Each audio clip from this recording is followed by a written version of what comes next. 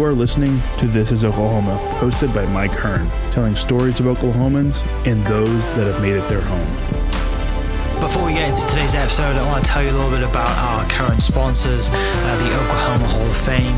As you well know, if you've been following This is Oklahoma, they've been a huge part of this podcast. So this podcast is presented by the Oklahoma Hall of Fame, telling an Oklahoma story through its people since 1927. For more information on the Hall of Fame, go to www.oklahomahof.com and follow them on Instagram for daily updates at oklahomahof. Also, for the podcast, a new sponsor, RCB Bank. The home market is booming and RCB Bank is here for you. If you're in the market to buy a home, a mortgage pre-qualification will make the process much easier. Talk to one of our mortgage professionals today. RCB Bank, that's my bank. With approved credit, terms and restrictions apply. Member FDIC, equal housing lender, RCB Bank, NMLS 798151. What's up, guys? Welcome back to another episode of This is Oklahoma. Mike Hearn here, your host, back with another episode down at the Bedford studio today with President and CEO of Homeland.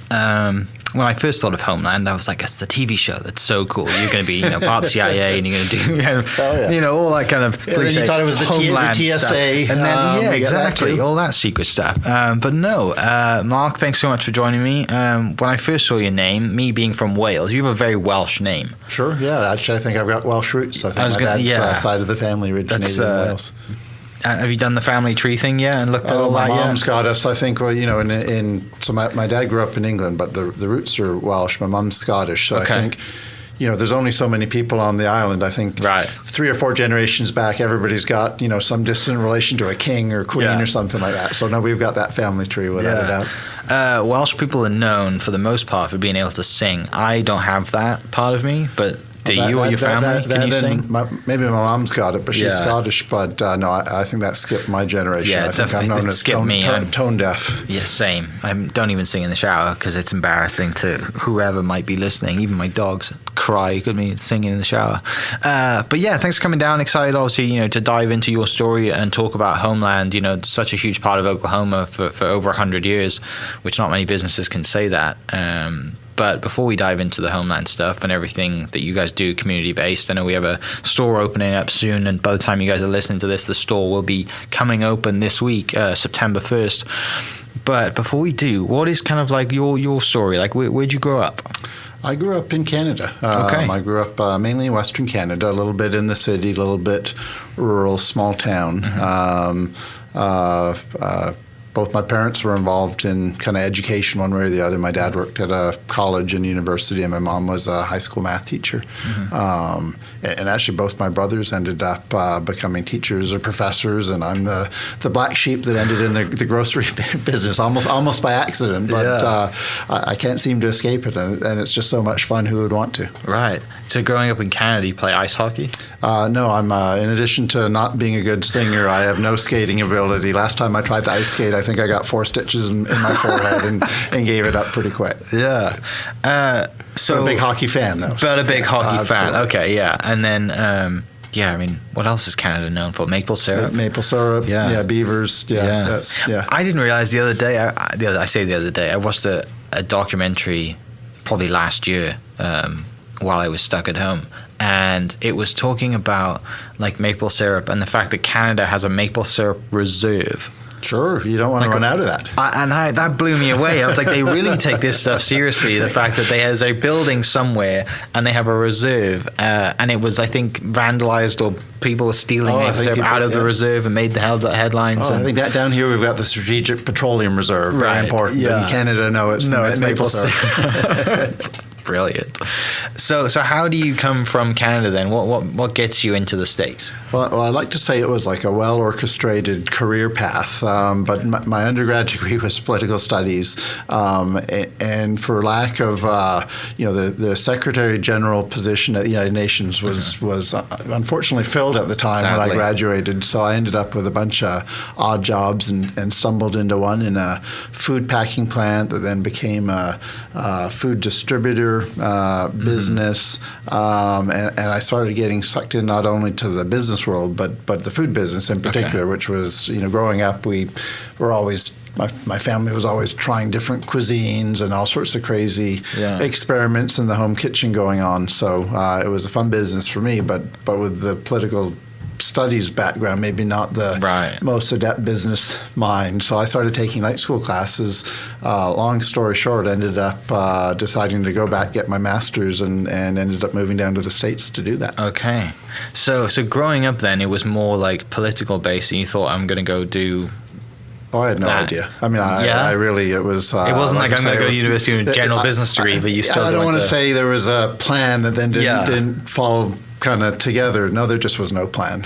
So I ended up kind of by default in the crazy business world, and luckily found a home in the food business, really, and kind of spent the occasional time trying to get out of it and getting sucked into it, because there's something about feeding people that I think, always different. Right? It's different. It's basic. Yeah. It's something I think people, I certainly can take a lot of satisfaction at the end of the day that you're kind of putting food on people's tables. And you didn't want to go down the education route like your parents? No, I got a lot of dinner conversations about, hey, wouldn't it be good if? But I guess what my response has now evolved into in those family conversations is I think, in anybody, whether you're in the business world or otherwise, education and teaching people is at the core of what we do as humans. I mean, I'm a dad. I don't do a very good job of teaching my kids, but it's every conversation you're hoping that something sinks in. So I guess I like to think I'm in the educational field. It just might not be the formal academy. It might be teaching people about food and what to buy and how to run a supermarket. Yeah, and so I mean, with having family in education and experimenting with food and all going to different restaurants, you guys must have had a pretty good summers with times off then, because that's the one thing that like teachers are known for is enjoying your 6 to 8 or however weeks that you get off. We'd pack into the Volkswagen Vanagon and we'd head down either the Vancouver Island coast or we'd head down the Washington State and Oregon coast growing up, and we'd camp and we'd kind of cook stuff up over the campfire and dreamy. Yeah, it was. Don't get that fun. in Oklahoma. Not as much coastline. We got lakefront, but not as much oceanfront in Oklahoma. But still a lot of beauty. But it's a different sort of kind of geography without a doubt than we've grown up in. So you go to university, then you do kind of get into the political side of things. And then decide I don't know what to do. This is still trying to figure it out. And then you go to graduate school, which brings you to the States. Sure, yeah. So I decided I was taking night school classes. I said, hey, I'm going to maybe do this kind of an executive MBA program or whatever. And again, I think hopefully I'm a little more organized now, but my well-organized mind, okay, I'll take some night school classes and I'll apply to a few schools. And then heaven forbid, you write the GMAT and they give you a big long list of schools and you don't recognize half of them, and so you check a few boxes of names that you recognize, and Harvard University was one of those. And as it turns out, I had a good day writing a test, and the rest was a move down to Boston for a couple of years, which was very nice. And at that point, you kind of you'd been working kind of in the grocery business already, or in the food business. So we were the company I was working for at the time, helping to run, was a small private food distributor. So we were the first organic meat packer in Canada. Gotcha. So we did case-ready beef for supermarkets. We did a lot of restaurant business, a little bit of export. Nothing usual. So it was like organic beef was as mainstream as we got. We had Arctic muskox and elk and rattlesnake and you name it. We were the guys that if someone didn't know if it was even legal, they would pick up the phone and we'd figure it out. Kangaroo, you name it. So that must have been. I mean, tasting days must have been great. Oh, it was fantastic. Right? I mean, some hits and some misses. There's a reason that some protein isn't as popular as beef. But without a doubt, we had a crazy wedding. We had Arctic muskox actually was a centerpiece of our wedding, but it was like a buffet, and so we had everybody coming up to us afterwards saying, that was the best roast beef I've ever had. It was like a whole conversation, and we didn't have sometimes you would know they were adventurous enough that you could say, no, that was muskox actually, and other times you'd say, oh, thank you very much. Thanks, you wouldn't tell them. You don't need to know. They don't, you're right, they don't need to know at all. For me growing up, I never really tried anything crazy like that, but coming out here I've had I had friends who've gone hunting and they bring me back, and a friend who went on a kind of like commercial, like a company trip hunting, and he's like, I have a bunch of elk that I'm not going to eat. Do you want some? I'm like, yeah, sure. And he shows up with a giant freezer, and it's like, I probably shouldn't be allowed to do this, but he just handed me a few steaks. And he's like, yeah, this is great. And now I'm a huge fan. Oh yeah, and it's healthy, and exactly. Most of it's low fat, and obviously hasn't been given any hormones or anything unnatural. Yeah, without a doubt. That whole kind of game thing, hunting and the people, obviously there's two, isn't there? There's people that go and hunt and for trophy use, and then there's people who hunt to eat, and the hunt to eat part is I can relate to that. The trophy hunting part, I mean, I don't know. There's some screws loose there, or some part of you. I don't know. I don't get it. There's plenty of people online who moan about that stuff, and rightly so. So you get to Harvard Business School. What's that moment? Where were you when you found out you got into it? I'm sure I was at home, and it was back in the days when they mailed you the package, and you get the thick package, and you go like, oh, maybe this is good news, but you don't want to kind of have any expectations. And no, it was quite honestly, it was a surprise. It was a surprise. Yeah. 2 years on, when I actually made it through there and graduated, you kept on expecting someone to tap you on your shoulder and say, no, we meant a different Marc Jones, but it was too late at that point. I spent 2 years at Harvard Business School learning, kind of gaining confidence, and honestly meeting people from all these exotic industries, consulting companies, and these people I'd seen on movies, and people called investment bankers, and thinking, oh, this would be, so fun and so interesting career. And then I guess I made the mistake of joining the nerdy little food industry club, and kind of hanging out with a bunch of people with similar backgrounds and similar interests. And lo and behold, upon graduation, I was back in the food business, and very happy to be so, because I guess sometimes it takes that journey to realize kind of what motivates you. And it's just, for me, it was back to being able to feed people, and I ended up joining a company that developed private label programs for retailers. So that kind of resonated within me, that hey, there's a way to save people money and give them high quality foods. Within the supermarket business. What were some of the so you did that for 2 years. What were some of the case studies you guys worked on, and kind of interesting stuff you find from doing that, as well as you mentioned, I'm sure you got some pretty good lecturers coming in to tell you. It's not one of the best business schools for no reason, right? No, I remember Warren Buffett coming in one day and speaking to kind of the lecture hall, and it was right at the height of the first, I guess, internet boom. Right, everybody was making just ridiculous amounts of money on these IPOs and stuff like that, and I remember him saying, I probably should invest in all these companies. I don't understand it, and as a result, I'm just not gonna invest in it. And I remember appreciating kind of, here's someone that's obviously very smart, doesn't understand it, and is also humble enough or real enough to kind of admit what he knows and what he doesn't know. And certainly Warren Buffett's had no problem increasing his personal wealth. So you don't need to be an expert on everything. It's funny. We did all sorts of crazy case studies because that was actually a big attraction to me for the business school at Harvard, was everything's case study. So everything's real world examples that you try to put yourself in as a protagonist and solve, if there is even one solution. So we did everything from kind of plotting out how a cranberry goes from being attached to the bush to being part of your Thanksgiving dinner, and the production, where the choke points in the production are, to seafood companies, to kind of leadership exercises or refinancing exercises and things like that.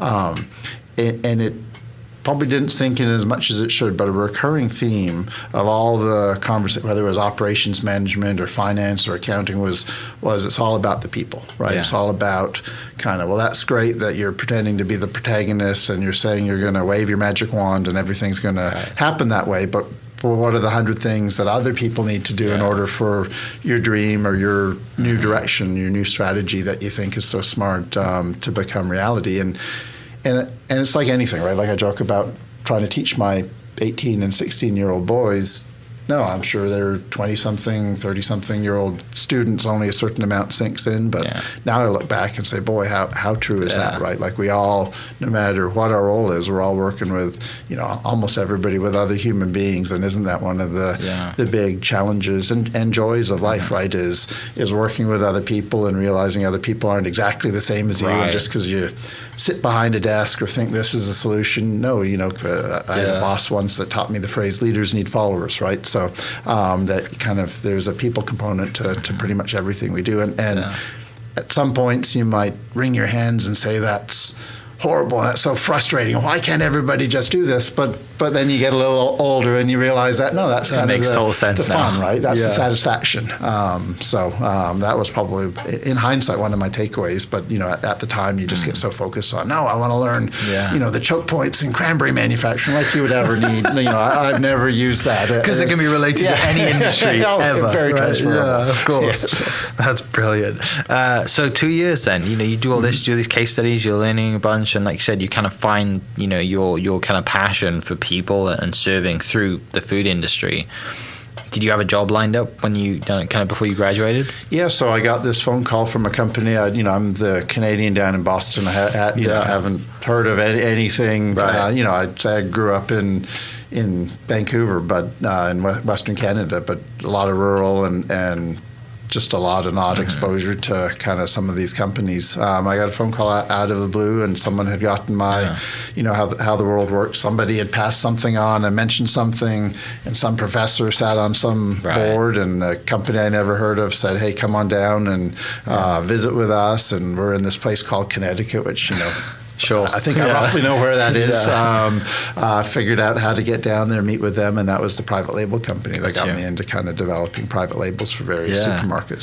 So that's where I ended up going after graduation. But it was, again, maybe back to my Secretary General of the United Nations plan. Probably not well orchestrated, other than just maybe realizing a little some of what I knew I wanted to be back in the food industry. I didn't know exactly where until the phone rang. And did you want, if you didn't get that phone call, were you going back to Canada to be kind of in the food industry? Or do you want to stay in the States? And yeah, I was actually wrestling with that. And there was a big Canadian alumni network that was saying, hey, all Canadians down in the business school, come on back to Canada. And there was American companies saying, no, we want you to stay here. So no, I was in the middle of one of those kind of midlife, what do I do next, and which opportunity do I pursue? So it was very much kind of something I was wondering about. But to be honest, and you come from Wales, but part of a bigger nation. But Canada's a pretty small. It's a massively big country, but population-wise, and we're all clustered right along the border. So I'll be honest, I was considering all sorts of different opportunities, but the lure of moving down to this exciting United States of America and exploring just crazy places like Connecticut and Massachusetts was exciting, and I got a kick growing up on the West Coast where there isn't much history, and this doesn't hold a shadow to Wales. But you'd walk down the Freedom Trail in downtown Boston, and you'd throw tea in the harbour, which everyone winds me up about almost every year. Waste of good tea. But all the history. So it was probably the biggest part of me was kind of, hey, let's explore some of these opportunities down here. And family, if brothers, sisters, and mom and dad, what they think about it? Have they moved down here? They thought I was crazy. I mean, they thought, why would you? And Canada's beautiful. I mean, I get reminded that my parents live on a small island off the coast of in between Vancouver and Vancouver Island. So, we visit there and are reminded just the natural beauty is beaches and mountains. Oh, eagles circling overhead every now and then. A killer. I mean, it's like a postcard or travelogue every day from their porch. But so no, everybody thought we were crazy, and why would you do that? But my parents taking the adventure of moving from England and Scotland to Montreal and then ending up on the West Coast after a few stops, they could kind of at least I think relate to kind of the trying something new. And as it turns out, we all grew up on the West Coast of Canada, but both my brothers are now living in England. So So they didn't stay put either. They went back to England, and we moved south. So it's a little warmer down here. What do your brothers do? Are they in education? Yeah, well, I got so my mom was a high school math teacher. My younger brother is a high school math teacher, the equivalent in England, and my twin brother is a law professor in York, England, University of York. Yeah, it does refugee law. Are you guys identical twins? We've never gotten the test, but I would say if you were sitting here, you wouldn't. It would be hard to tell the difference. That's super interesting. We don't have kids, and I said to my wife, I was like, I'm not like I'm planning on having anytime soon, but if I were to have kids, I want twin boys. And everyone's like, you're crazy. I'm like, no, but think about it. Like, there's something special about twins, you know? Like, I think that, there is. I think growing up, it is both a blessing and a curse, right? I mean, it's like anything. Yeah. There were days when people would mix us up, and I used to wear a shirt, I'm Marc, he's Martin, and he would wear a shirt, I'm Martin, he's Martin, and you had the same initials. We'd say, well, I think that's a requirement. If you have twins, so you have to name them very similar names, just like Marc and Martin, or Michelle and Mallory, or it has to be very, very similar. That's awesome. So if he liked yellow, I would like orange. If he liked strawberries, I would force myself to like blueberries or raspberries or something different. Yeah. Do you ever play any tricks on family or people or whatever? Every now and then, but not as much, because again, the overarching emphasis was, I hate this. Why am I the same as you? The same. So it was kind of not a road that we enjoyed going down until now. Now we have great fun with it, because we both got kids, and it's fun. It's fun pretending to be each other and that's awesome. And I mean, you're probably in the same boat that I am. We'd like to go visit, right? Soon, or I haven't been able to visit for almost 2 years now. But it would be nice to go to the UK and visit and like see all the history and then travel and hang out. But hopefully soon we'll be able to go do that. That is the downside, right? That is the downside to having family all over. It's great when you want an exciting vacation to a place that you don't normally see, and it sucks when you can't just hop in the car and see them, especially in the middle of these travel restrictions and that sort of thing. Have you been able to go back to Canada? Not yet, no. Still not yet. I think technically we can, because we're U.S. citizens, but also Canadian, so we can get across, but just with the guidance and the quarantining and all that. Yeah. God, wild world that we live in. So we Skype a lot and we Zoom a lot, and I guess that's not unusual now, right? So we've just gotten a little more adept at the technology. Yeah. So you get hired then by this company, and you think, I'm going to go to glamorous Connecticut. Well, glamorous Connecticut was only one of many stops. My wife could list them all off. If she's got a map at home with arrows all over it showing us ping-ponging around the U.S. So it was from Boston, it was Connecticut, Rochester, New York, Phoenix, Arizona, Pittsburgh, Hong Kong, probably the most glamorous. Portland, Oregon, and then we hopped off the train and moved to North Carolina with a different company. But no, for us it was even Pittsburgh, right? People, you live down in Phoenix. It was actually not the best time of year to be moving. It was like December, so the perfect time to be in Phoenix. Not the perfect time to convince your wife to move to Pittsburgh. Right. But a wonderful town, and for us it was just an adventure, right? We were the kids from Canada just exploring a new place. We didn't have kids, although we had both our boys in Pittsburgh, so we were 4 years there. So we just moved around. It was a sort of job that hey, you're doing a great job. My wife grew to kind of hate my annual evaluation sessions, because hey, you're doing a great job, but the business here is too small to promote you. What about this opportunity we've got in fill in the blank? I'd come home and she'd like, how do we go? Part of her would want me to say, I got a really good annual review. And then the other part was like, I've just finally got a doctor and made some friends. And now we're off to Pittsburgh in the middle of winter or whatever the case is. With the kids and everything. Well, and the kids really was what, Hong Kong was fun with the kids. Portland was fun with the kids. But we kind of fast forwarded it and said, you know what, we want to settle down and find kind of one place to raise our kids, and that's when we moved from Portland to North Carolina. I switched from the company I was with, which was Damon, doing the private label, to a little retailer called the Fresh Market, based in Greensboro, North Carolina. Yeah, tell me about Hong Kong, because I've been to Japan, and it's incredible. Oh yeah, I was shocked and blown away at the same time.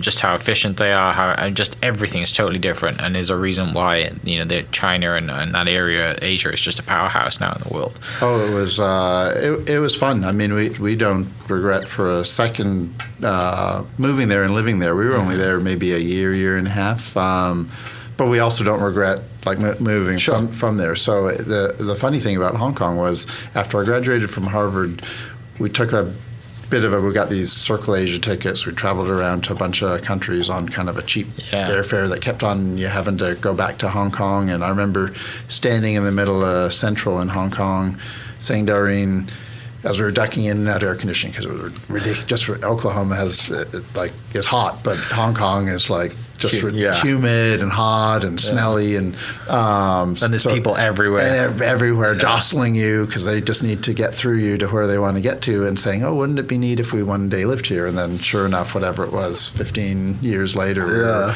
we were in Hong Kong. But to me, it's like everybody knows, or you look at a few pictures and you go like, oh, it's really densely populated, and then it's like the little things that for me really kind of wake you up, right? Like about how different a lifestyle it is. Like, so we just had our second son, so Declan was probably less than 6 months old when we decided to move around the world. I wouldn't necessarily recommend that to anybody, just anybody listening. Not my advice, don't. So Irene, being the great mom that she is, she had all his toys, and like she filled a 20-foot container with like baby toys, which are as it turns out, all made in China, all readily available in China, and like only like 3% would ever fit in like any reasonable, like ridiculously expensive, but still incredibly tiny apartment in Hong Kong. So there was like more than a few epiphanies like that, or like, we didn't have a car because you just don't. You're living in a city, so you end up taking the subway, walking a lot, which was great, and then taking taxis a lot. Well, there's no room for a big stroller with one of these clip-in, clip-out car seats, right? So you just have to adjust yourself. Like so our, which is probably horrible. Probably someone will say, no, this would have not helped him at all. But we'd have like a baby Bjorn. Declan would be strapped to my front. I'd put the seatbelt on and brace myself in the back seat just in case, because the taxis are zipping around. And but you just get used to it, right? So it's like, to me, it was like the small little adjustments in life that probably were, we expected crowded, we expected busy, we expected people from all over the world. It was just some of those small adjustments that kind of sunk in. What are some of like the big kind of lessons then from the industry that you kind of brought from Asia, and just how the systems that they have and the way that they do business? Well, to me, the big takeaway, which I guess is a takeaway, but everybody can decide if they want to apply it, was that there was no reason for anybody to be in Hong Kong. I mean, it's a fun city. There's a lot to do. The food is great. There's actually it's a pretty city too, in terms of some of the views and architecture and that sort of thing.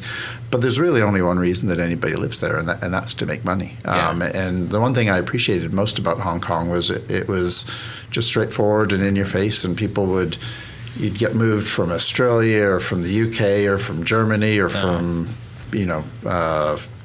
Phoenix or Pittsburgh or wherever, and they'd stick you, your company would stick you in Hong Kong, and I was there to help source goods from China, mainly China, other Asian countries as well, for U.S. retailers. But you were there with that kind of sole purpose, so.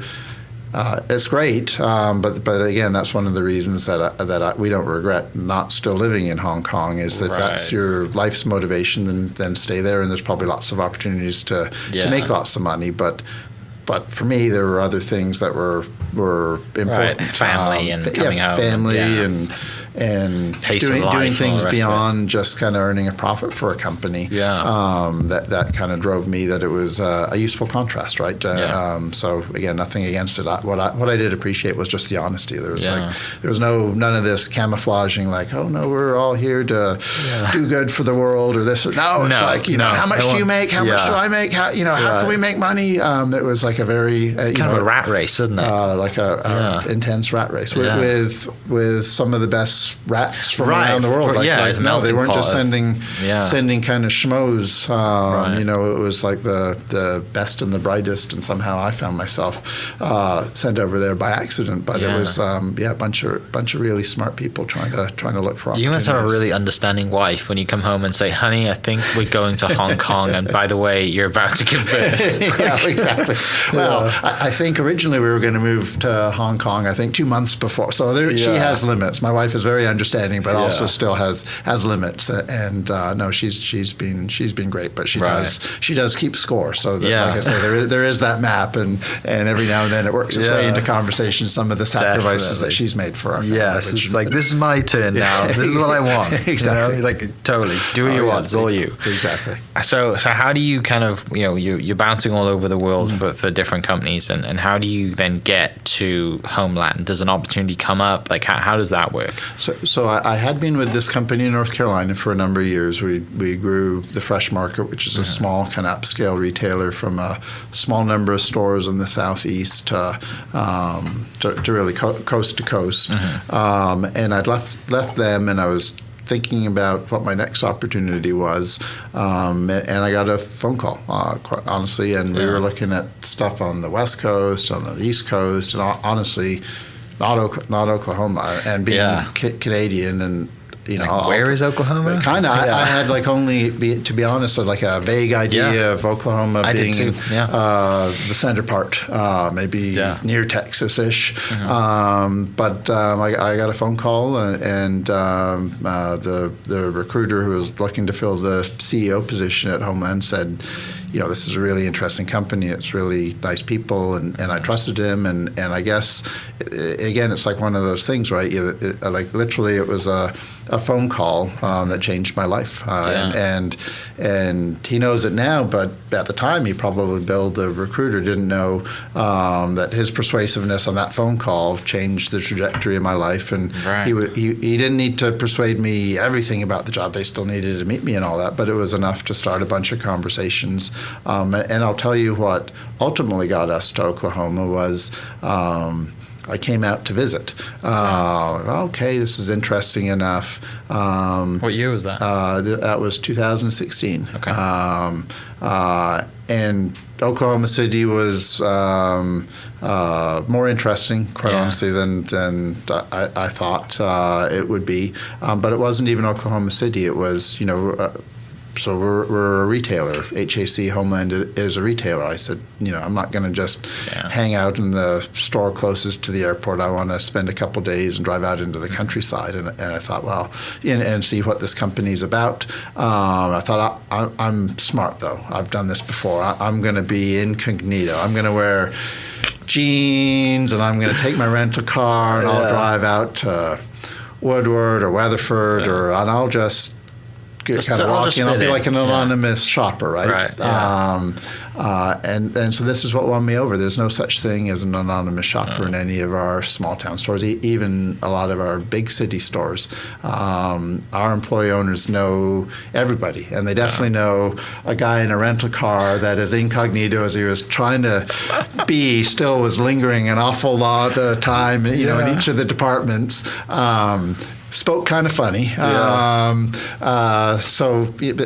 it was just like an incredibly warm experience. Like every single store I went into, every single store was different, which was new to me, just how unique kind of the chain of stores that we've assembled is. But the universally, it was the people, and it was really as much the small town people as anyone that just were so warm and welcoming. And I didn't say, oh, well, you busted me. I'm the guy interviewing to be. No, they were just relating to me as kind of, hey, you're a stranger. Yeah. I know you're not from here because I know everybody. And striking up conversations. And we were coming from North Carolina, which I always thought was a pretty friendly place. It's got a little bit of the southern, like you learn some of the words that sound friendly that aren't so friendly.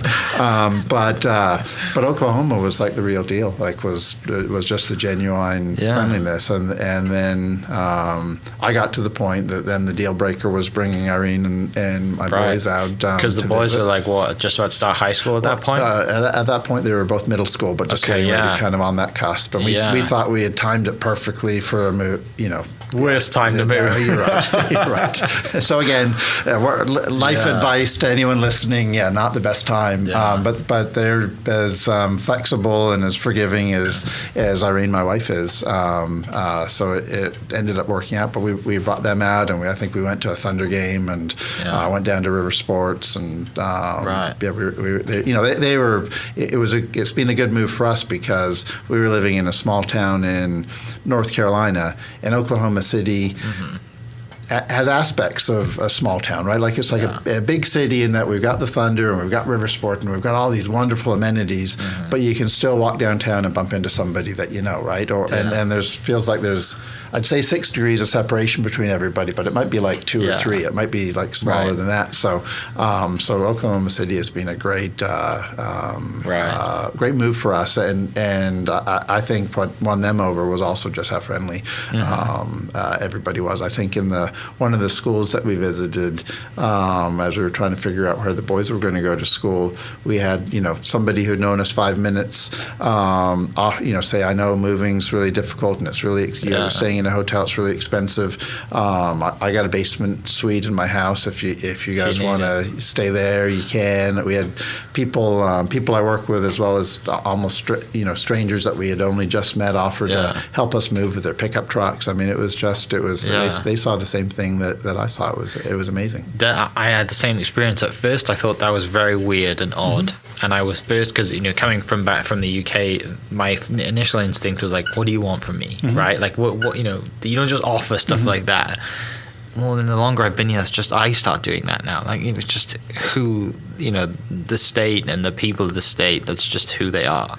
And it's a funny combination, right? Like I think we are it's a fun combination. Yeah. We're very independent. Yeah. Like don't you impede on me, but if it's my choice, I will offer, right? Like, just let me offer. Don't tell me what I need to do, but I will go out of my way to offer. Yeah. It's a very generous state. Yeah. So you make the move. You come to, obviously headquarters of Homeland is in Oklahoma City. And what was the role that you were hired for at that point? So I joined as COO, Chief Operating Officer, and I was Chief Operating Officer for about six months, and then the Chief Executive at the time retired, and that was kind of the plan. Natural progression. A bunch of other executives that were also retiring at that time, so we pretty much brought in, with the exception of our CFO, who's at least given us a small little bit of continuity, thankfully. We brought in a new team and kind of really learn the business with great teachers and our 3,200 employees. But it's been fun for 5.5 years, I guess. Right. I think one of the things, obviously, people definitely that live in Oklahoma City and surrounding areas know Homeland for is a lot of community support, right? Community help. And recently, a few months ago, obviously we had the market open up, and I know you guys have a huge input in that. But kind of, what's that like from that initial experience as coming here with the people to now being a part of that community and running a company that, and leading these people and helping as well. Like, and obviously, you have a grocery store, right? You sell products and that's the main goal. But there's a lot of stuff that you guys do that's out there that you don't have to do. But, as a company and you look at the stuff that you guys have done, it's awesome to see, Well, thank you. I mean, I think it is awesome. I think it's also fun. And to me, it's one of the, we're an employee-owned company, so that has some benefits. One is that our owners live in the community, so in addition to kind of wanting healthy communities for our business, they want healthy communities for their kids and for their neighbors and so on and so forth. The downside is, 5 years ago, our business was stressed and challenged, and it's taken a lot of hard work from our employee owners to kind of get to the position where you were kind of afforded the luxury of being able to say, let's take some risks and let's give back to the community. But I think it's kind of like breathing, right? Like we are an employee-owned business, and we exist to really build retirement funds for our employees, and we're a for-profit business, and so we try to make a little profit every year, so we keep kind of that retirement fund going. But humans, so we need to make a little bit of a profit every year. Human beings need to breathe. But if you said, what do you want to accomplish in your life? This is back to my Hong Kong epiphany. You need to breathe. So I get it. But at the end of your life, you do want to look back and say, well, I breathed a lot. There's other richness that you want, and in our case, the richness that the employee ownership aspect brings is. No, we want healthy communities, and we want to be part of that, and we've always been involved in that, and the last couple of years have seen us be able to be probably more creative than our employees have always volunteered, and we've always fundraised, and we've always worked with our regional food banks. But projects like the market at East Point and this new store at 36th and Lincoln required probably more creativity and more resources than we've had before, and it's been fun to see kind of all our employee owners pull together to kind of realize that. Because the new store is in that food desert location, right? Yeah, absolutely. Which some people listening, if you've listened to the market episode, if not, I'll link it below so you can go listen to that one as well, which we also talked about the impact that that store has had, but also this new store that's in that area. I mean, before the store was coming, there was people walking and driving a long way to go to get groceries, which is, in a world we live in today, is unacceptable. Oh, and within, this new store at 36th and Lincoln will be within sight of our state capitol, right? Yeah. So you think of kind of a radius around our state capitol not having access to some of the basic, there's no other phrase than basic necessities, right? I mean, it's you need food and you need water and you need shelter, and some of that just wasn't available in our community. Right.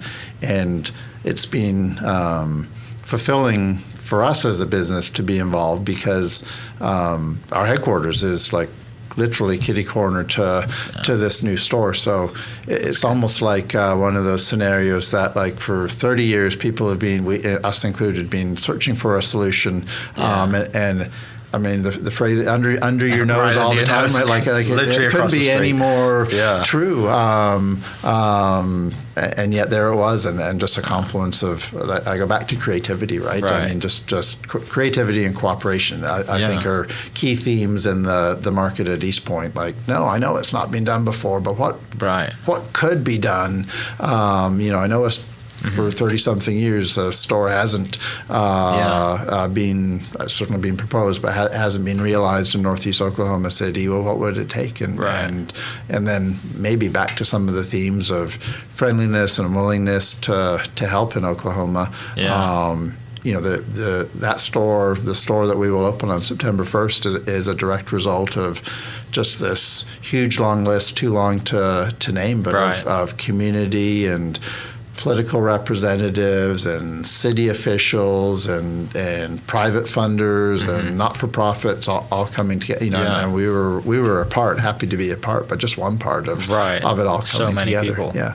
What was the main reason then that there wasn't a store there? Is it because of just kind of the demographic in that area? I mean, when you put a store somewhere, right, like you got to come in, there has to be people that are going to go to the store, and there clearly is enough people to go to the store. But why do people just not wanting to go there? Well, so I think some is hopefully the self-fulfilling prophecy of that we can put a pin in and pop there's no store there, so there must be a reason there's no store there, so I won't put a store there, and I'm a retailer, and it's a lot of, it's a risk, a lot of risk to open a store, so I will choose lower risk opportunities. So I think there's some of that. I think the other aspect is, right, like this particular development is, I want to say, land that was formerly owned by the state, combined with a MAPS fitness center, combined with a private developer, combined with the Alliance Economic Development, combined with a TIF zone, combined with an opportunity zone, combined with a company like us that was willing to kind of build a 30,000 square foot store that would fit in the site and that sort of thing. So I think some is kind of the self-fulfilling prophecy of, well, no one else has done it, so it's too high risk and I'm just not going to do it, to, no, it really did take a whole lot bunch of people to come together because we're hoping that the store is successful, and we measure success a few different ways, but we want it to be self-sustaining. So our hope is that the store can turn a little bit of profit in addition to bringing food access to a bunch of people that didn't have access to food before. Which, like, it's the reason, when you have all these people in the same room working towards the same goal, it's great. Okay, this is potential to work. It takes the risk away from it. But even so, I get the sense that, like, even if the store doesn't make a profit, it's not what it's about. It's the meaning and the community behind it that you're serving. Absolutely. Back to people, what you mentioned earlier, right? It's okay if it makes money, great, but that's not like, obviously we're in business to make money, but with this store specifically, it doesn't seem like that is the final goal at the end. It's like, I have all these people around me and this huge community to generate, a need and serve. That's the North Star. So our North Star, we've got it, we start meetings with it, we've got it on the wall in our office. We say we're a company with a mission to be a company of Oklahomans feeding Oklahomans.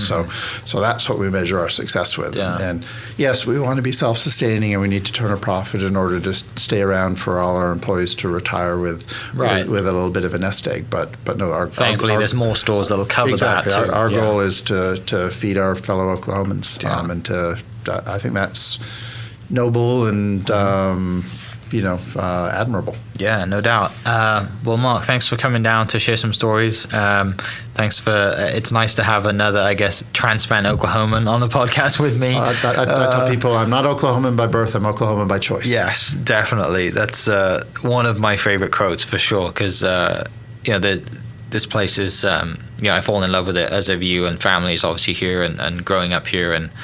Yeah, it's something about it, isn't it? Something about that first experience, or even that phone call that you had that piques your interest, and then you come here and you meet, you go out in the country and you meet, the people at the stores, and they immediately know that you're not from there. But sometimes when you go to places, they know you're not from there, and they're totally opposite to the way that they were to you. Yeah. That you go anywhere, and people traveling probably up to the Northeast will get bad experiences because they know you're from out of town. We're not like that down here. But yeah, thanks for coming in. For people listening, the store is open September 1st. I'll put the link to the address there and description for all that stuff down below.